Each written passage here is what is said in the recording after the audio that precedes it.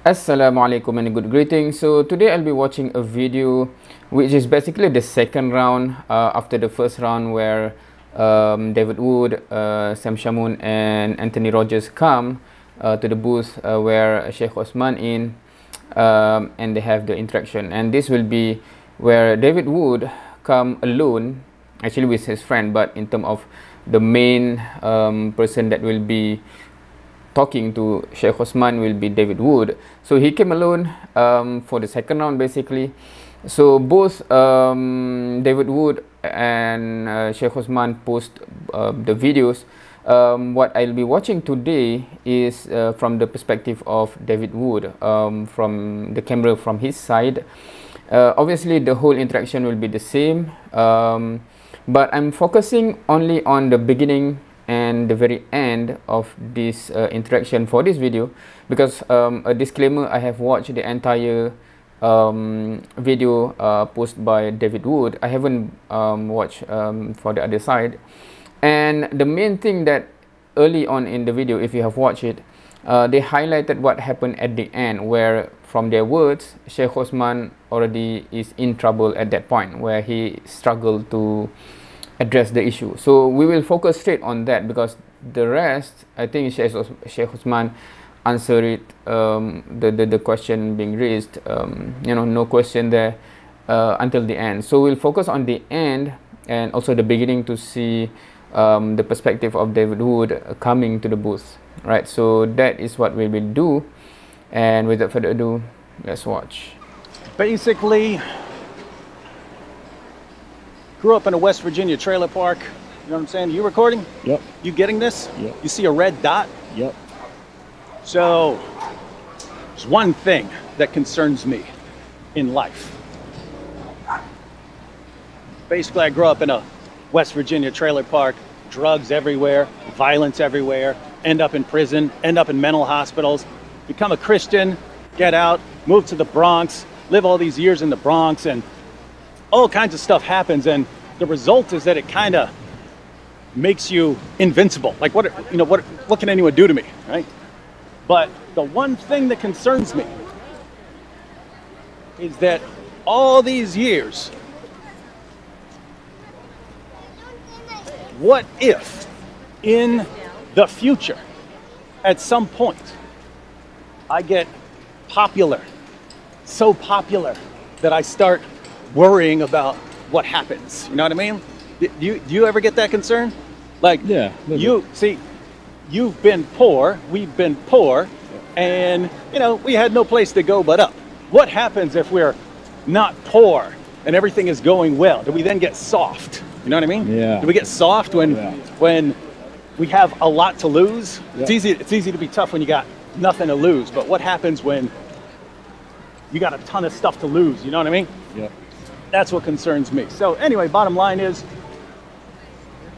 some days you just gotta roll up on the Dawa boobs and give everyone an opportunity to saw your head off if they want to. These guys seem pretty nice. They're not gonna saw anyone's head off, but other people hanging around might want to, no? I mean, we are showing up with two of the main cast members from Islamicize Me, so we're gonna see what happens. Let's go find Sheikh Uthman. Okay, that is interesting what he just pointed out there. I think it is established from the first round when they will introduce themselves that he, David Wood, and also I think Anthony Rogers at that point, because Sam Shamoun is busy talking to other people, and also Sheikh Uthman have some similarities in the background before they become religious or, you know, passionate about their religion.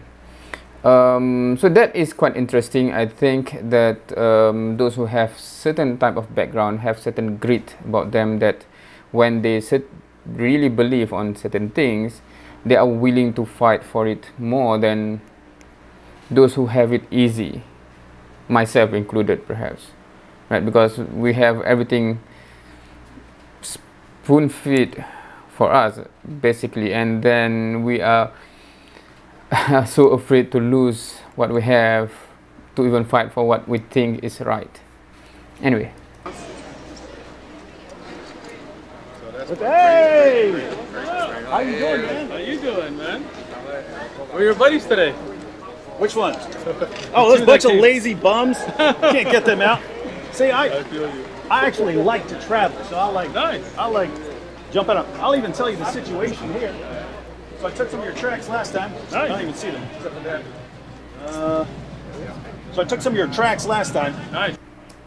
Okay, so what he refers to the tracks, because I was confused at the beginning. What is that? Because normally I refer it to as a pamphlet or flyer or something, right? So basically what will happen is he will attack certain points in the tracks of pamphlets. So what is interesting in this round, basically compared to the last, is how it started and how it progresses until the end. I think for the last one, it becomes, because the first thing that Anthony Rogers brought up was that he tried to justify the belief in the Trinity or triune, three persons in one God, using certain elements in Islam that he thought can justify that kind of belief in terms of the similarities there. So when he started off like that, and it goes on for a long time about that, and the way he put it is, I'm not sure whether he planned it to be that way, but suddenly he becomes on the defensive side, because to justify, really trying to justify how it makes sense, and especially to drag the Islamic faith as well to justify it, and it becomes tricky for them. I think this time around, I'm not sure whether it's because of the experiences in debate or whatever, but what David Wood is doing is he directly attacks what Islam claim, or the pamphlet says Islam claims, something like that, right? So it's straightway on the offensive mode, and basically the whole interaction is becoming like Sheikh Uthman have to defend against those attacks, right? So that's interesting from the debate point of view, I think, where the strategy is much more onto Islam to justify their position, rather than the Christianity have to defend why the belief is as such, which is more difficult to do, generally speaking, right? So I will go straight into the end as to how David would conclude this whole thing, and then we'll watch a bit on what leads to his conclusion, and then depending on the time, I think we'll just make parts where we will watch the whole interaction in another video to make it not too long, right? So I'm going to the end here. So because in the end, basically Sheikh Uthman had to go, okay, here, and it ended. What they should have done is understood the context of those verses from the Bible. And when we say the same thing about the Quran, then you don't accept it. Thank you for your trip. No, you said you were done. No, I said if I agreed with you. Thank you. Just my time to go. Hey, let me, while you're wrapping up, have a good day. Hey, Sheikh. Come back another day. You want me to just say it to the camera here? If you want to, it's up to you. I gave you time to finish. I finished. How about we do a quick short one as we're walking? Come back. As we're walking. You come back. And no, I'm not going to do this short back and forth. Come back. No. Sit and discuss. I just mean. Thank you. Final thought. No. All right. I know that. So the point that he wouldn't listen to was there is no Christian on the planet who would say, if you read something in the Bible and you're concerned about interpreting it correctly, there is no Christian on the planet who would say, don't read what scholars have said. Yeah. Show me one Christian on the planet who would say, okay, good. No. Come back another day. You know the oh, okay, well, I'll continue talking. You can listen to me. If you want to jump in, you can jump in. Your audience knows that you've been informed, breaking down, right? So you can hear what I'm saying. So, I have never heard of a Christian who would say, if you want to understand this verse, don't read about it. Don't go to the classical Bible scholars. Don't look at what Bible scholars have said. You can only go to a person who has this kind of credentials and so on.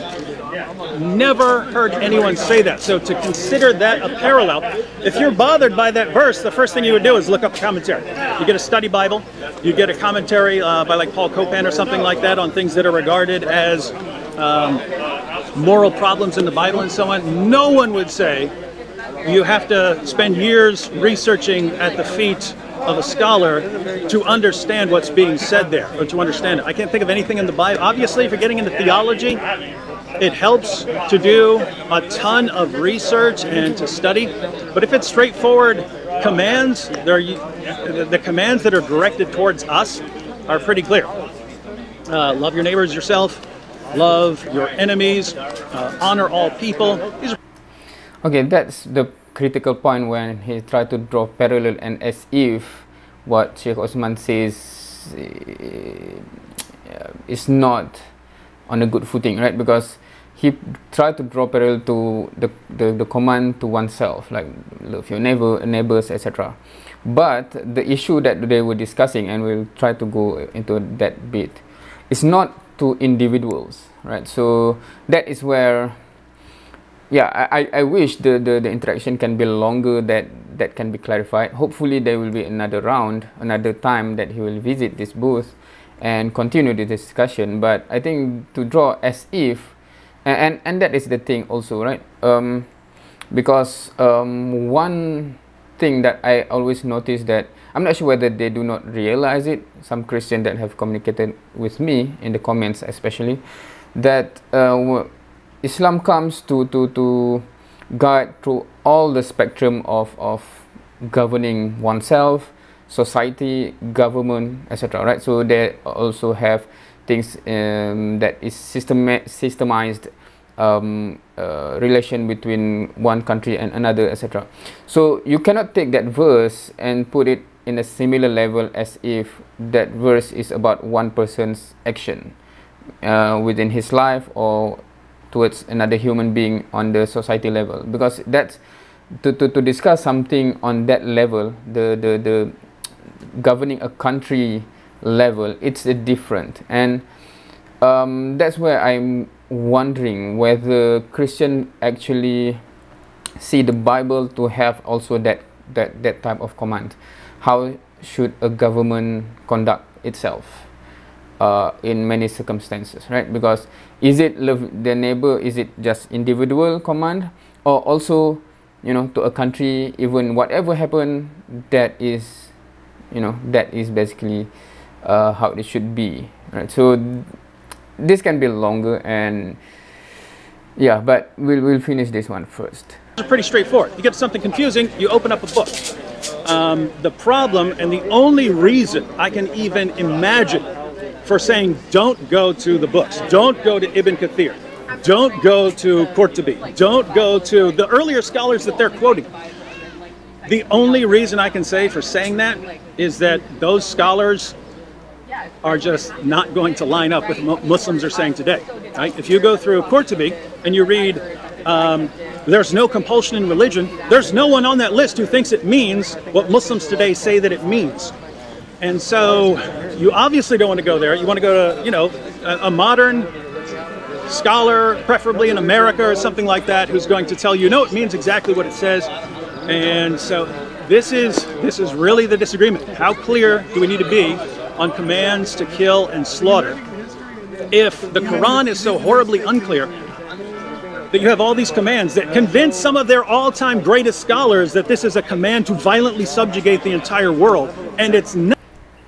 Okay, that is an assertion that, you know, we have to, because that claim should be, but of course this is just the end of the video where he just tell how he feels. But to justify that claim, you know, we have to go who exactly, what scholar exactly says we can do that, and what is exactly their words, and how you understand it in that way.